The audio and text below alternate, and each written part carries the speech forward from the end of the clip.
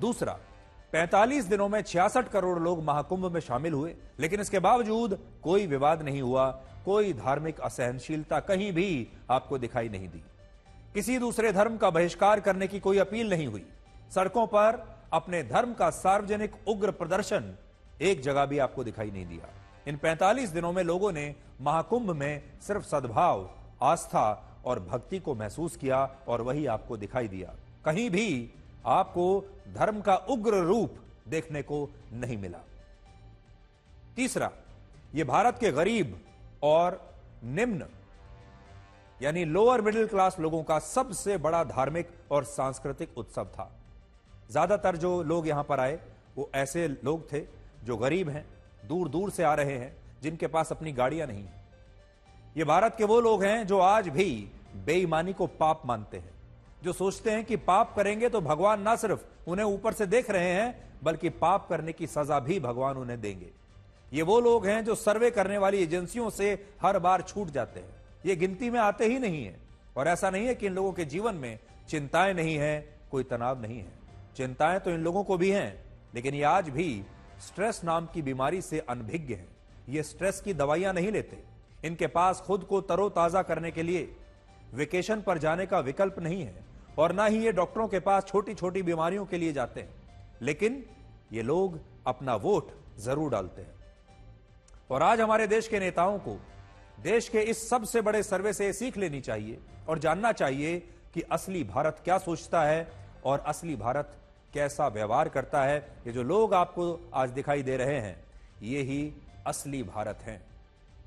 ये वो लोग हैं जो न जाने कितने धक्के खाते हुए, ट्रेन की भीड़ में, ट्रैफिक जैम में फंसते हुए, न जाने कितने किलोमीटर पैदल चलते हुए महाकुंभ में पहुंचे, और इनके चेहरे पर एक शिकन नहीं, एक शिकायत इन्होंने नहीं की, सिर्फ इसलिए क्योंकि आस्था में इतना दम था, भक्ति में इतना दम था, और इतनी संतुष्टि इन्हें मिली कि खुशी खुशी सब लोग वापस अपने घर गए। और इसीलिए हमने आपको कहा कि ये साइलेंट रेवोल्यूशन है, ये एक ऐसी क्रांति है जो भारत के समाज में धीरे धीरे आई है, जिसके बारे में किसी को पता ही नहीं चला। ये वो लोग हैं जो भारत की संस्कृति पर गर्व करते हैं, जो अपनी मान्यताओं पर गर्व करते हैं, जिन्हें अपनी भक्ति को छुपाने में, अब अपनी भक्ति को सबके सामने बताने में संकोच नहीं होता। चौथी बात, इस महाकुंभ ने जातियों के बंधन को तोड़कर रख दिया, और महाकुंभ में सभी जाति और वर्गों के लोगों ने एक साथ एक ही संगम में पवित्र स्नान किया।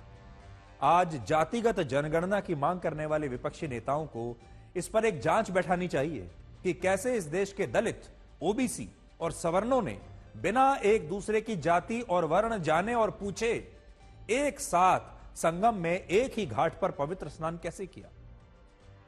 आपने देखा होगा, जातियों के नाम पर ऐसा नहीं था कि अलग अलग जातियों के हिसाब से घाट बने हुए थे।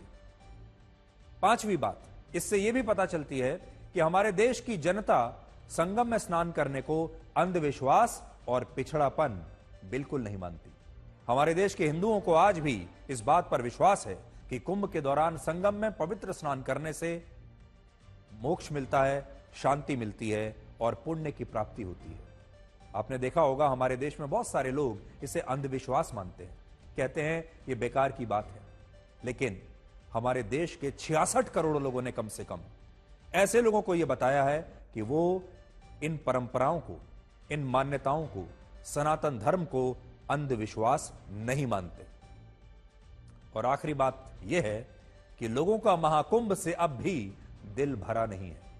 इन 45 दिनों में लोगों को महाकुंभ के साथ जीने की एक आदत सी हो गई थी। हम भी लगातार 45 दिनों से आपको हर रोज कुंभ के बारे में लगातार खबरें दे रहे थे, अपडेट दे रहे थे, और महाकुंभ लोगों की रोजमर्रा की जिंदगी का एक हिस्सा बन गया था। लेकिन अब इसके समाप्त होने के बाद कुछ खालीपन सा महसूस हो रहा है, और दिल करता है कि यह महाकुंभ ऐसे ही चलता रहे। वर्ष 1961 में एक फिल्म आई थी जिसका नाम था हम दोनों, और इस फिल्म में एक गाने के बोल थे, अभी ना जाओ छोड़कर कि दिल अभी भरा नहीं। और आज ये शब्द महाकुंभ पर बिल्कुल फिट बैठते हैं। और आज जब महाकुंभ समाप्त हो गया, तब अंदर से यही आवाज आ रही है कि अभी ना जाओ छोड़कर कि दिल अभी भरा नहीं।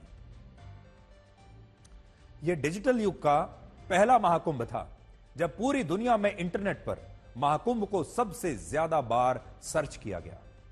पूरी दुनिया हैरानी से इस महाकुंभ की तरफ देख रही थी। इसके अलावा अकेले इंस्टाग्राम पर 1,10,00,000 लोगों ने महाकुंभ में पवित्र स्नान करने की अपनी तस्वीरें और अपने वीडियोस पोस्ट किए, जबकि फेसबुक पर 1.5 करोड़ लोगों ने महाकुंभ में स्नान की तस्वीरें पोस्ट की और यह महाकुंभ दुनिया में भारत की सबसे बड़ी सॉफ्ट पावर बन गया।